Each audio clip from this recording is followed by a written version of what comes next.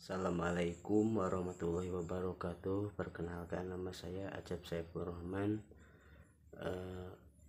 mahasiswa PJJ IAIN Syekh Nur Jati Cirebon dengan NIM 228113073. Baik, saya akan menjawab UTS MK Psikologi Pendidikan Islam.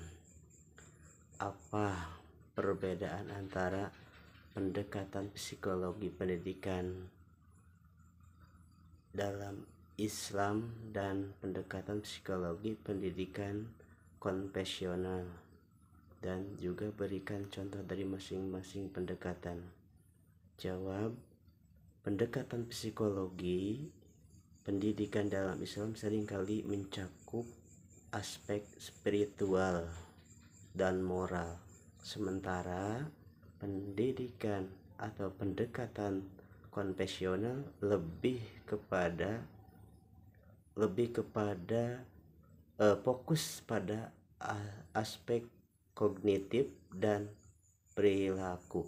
Sebagai contoh, dalam pendekatan Islam, pendidikan tidak hanya bertujuan untuk pengembangan akademis, tetapi juga untuk memperkuat iman dan karakter.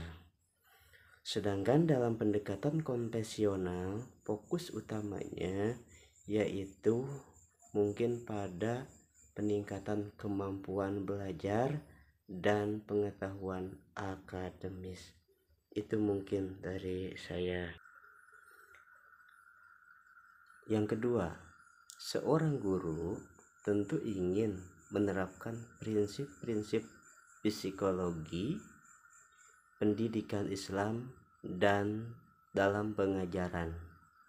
Coba jelaskan 3 prinsip tersebut dan bagaimana penerapannya dalam praktek pembelajaran di kelas tersebut. Baik, saya akan menjawab. Berikut adalah 3 prinsip psikologi pendidikan Islam beserta penerapannya dalam praktek pembelajaran di kelas. 1. Prinsip fitrah. Fitrah adalah fitrah adalah bawaan.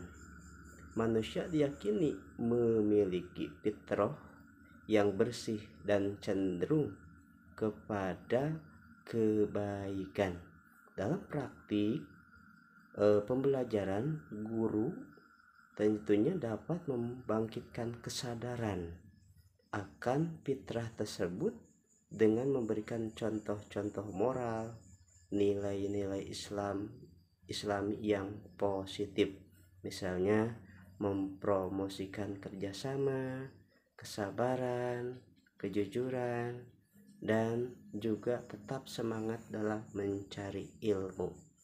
Kedua, prinsip tadabur atau tadabur yang artinya meditasi dan refleksi. Tadabur mengajarkan pentingnya merenungkan makna dari ajaran Islam. Dalam pembelajaran, guru dapat mengintegrasikan momen-momen refleksi dalam kegiatan kelas, seperti membahas ayat-ayat Al-Quran atau hadis-hadis Nabi. Siswa juga diajak untuk merenungkan makna dan relevansi dalam kehidupan sehari-hari. Lalu yang ketiga yaitu prinsip tawadu.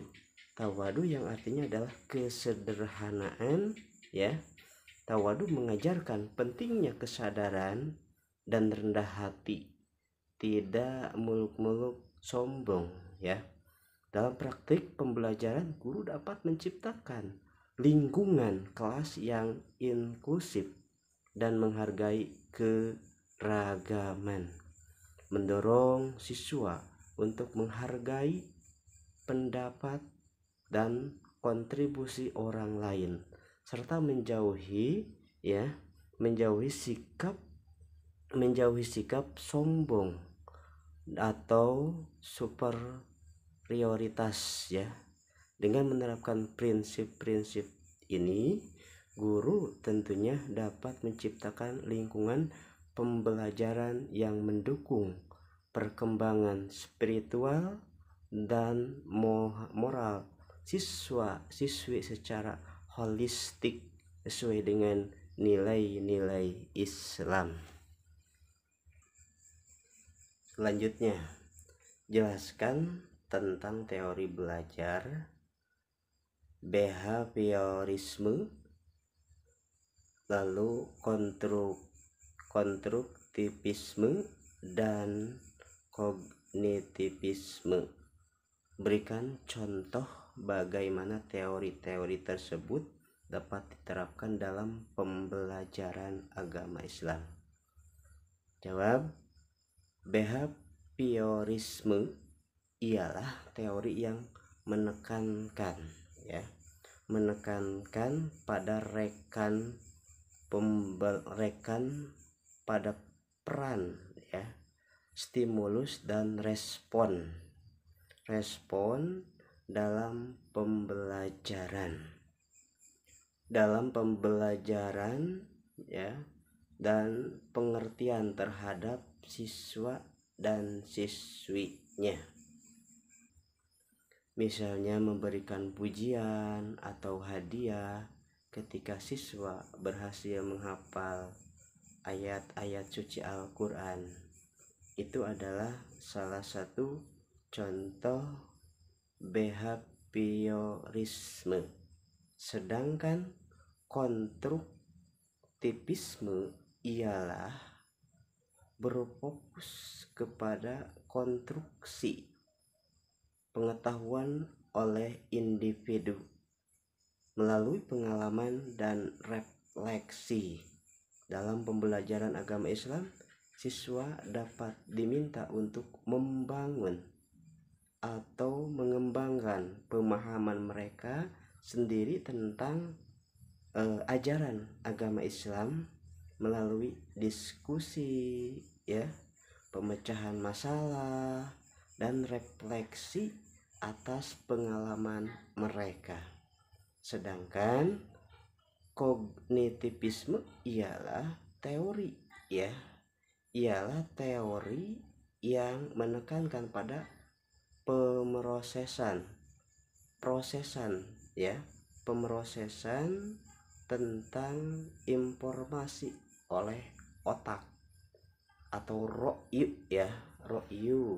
dalam pembelajaran agama Islam. Guru dapat menggunakan metode pengajaran yang memfasilitasi pemahaman konsep-konsep agama melalui pemodelan, terus penggunaan teknik pemecahan masalah demi masalah untuk memperkuat pemahaman siswa dan siswi tentang konsep-konsep Islam melalui pendekatan yang berbeda-beda tentunya siswa dapat mengembangkan pemahaman yang mendalam dan terarah tentang agama Islam sesuai dengan teori-teori pembelajaran yang berbeda. Lalu yang keempat, soalnya jelaskan tahapan-tahapan perkembangan kognitif menurut teori Piaget. Bagaimana pemahaman tentang tahapan ini dapat membantu guru agama Islam dan merancang pembelajaran yang sesuai dengan tingkat perkembangan kognitif siswa.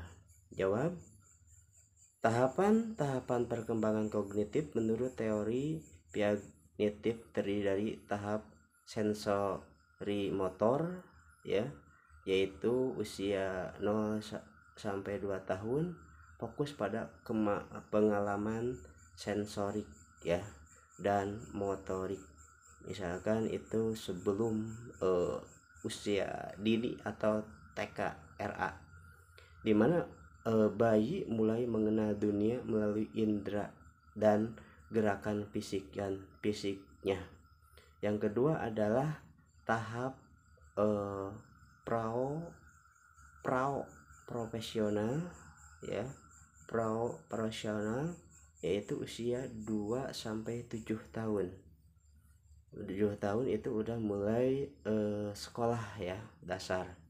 Munculnya sensasi mental dan imajinasi yang kuat, tetapi masih terbatas pada egoisme dan kurangnya pemahaman tentang perspektif orang lain. Terus tahap operasional konkret, ya, yaitu usia 7 sampai 11 tahun. Kemana kemampuan untuk melakukan operasional, ya, yang logis atau atas objektif yang nyata, tetapi masih sulit untuk memahami konsep abstrak dan hipotesis. Lalu tahap operasional formal, yaitu 12 tahun dan seterusnya. Kemampuan untuk berpikir secara abstrak dan hipotesis juga logis tentang masalah yang kompleks. Pemahaman tentang tahapan-tahapan ini membantu guru agama Islam atau PAI dalam merancang pembelajaran, ya, yang sesuai dengan tingkat perkembangan. Tentu dengan perkembangan, ya, perkembangan kognitif siswa juga siswi. Lalu dengan mengakomodasi materi, metode, dan strategi yang sesuai untuk setiap tahapan-tahapan. Misalnya menggunakan cerita visual atau permainan sensorik untuk tahap sensori motor, ya, memanfaatkan kisah naratif, ya, untuk tahapan operasional, ya, menyediakan situasi konkret atau nyata untuk tahap operasional konkret, dan mendorong diskusi abstrak untuk tahap operasional formal. Dengan demikian, guru dapat memaksimalkan potensi belajar siswa sesuai dengan kemampuan mereka pada setiap tahapan perkembangan kognitif dari batasan usia-usia tersebut. Dan yang terakhir adalah poin 5, jelaskan konsep motivasi belajar dalam perspektif Islam, ya. Bagaimana pandangan Islam tentang sumber-sumber motivasi dalam pembelajaran? Jawab, tentu, ya, dalam pembelajaran perlu teori-teori dalam perspektif Islam. Motivasi belajar berasal dari kesadaran akan pentingnya ilmu dalam memperbaiki diri dan mendekatkan diri kepada Allah Subhanahu wa Ta'ala. Sumber motivasi dalam pembelajaran tentunya bisa berasal dari Al-Quran, Al-Hadis, Ijma, dan Qiyas yang mengajarkan nilai-nilai pengetahuan, juga memperbaiki akhlakul karimah dan mengembangkan diri secara holistik. Pandangan Islam menekankan bahwa motivasi sejati dalam pembelajaran berasal dari keinginan untuk memperoleh ridhonya ilahi, Tuhan yang Maha Esa, dan memanfaatkan ilmu kebaikan diri beserta sesama manusia. Tentunya kita harus menggali sesuai dengan hadis utlubul ilma minal mahdi ilal lahdi, tuntutlah ilmu dari sejak dibuai sampai mati. Sekian, poin 1, 2, 3, 4, dan 5 udah beres. Mudah-mudahan dapat dipahami. Sekian. Assalamualaikum warahmatullahi wabarakatuh.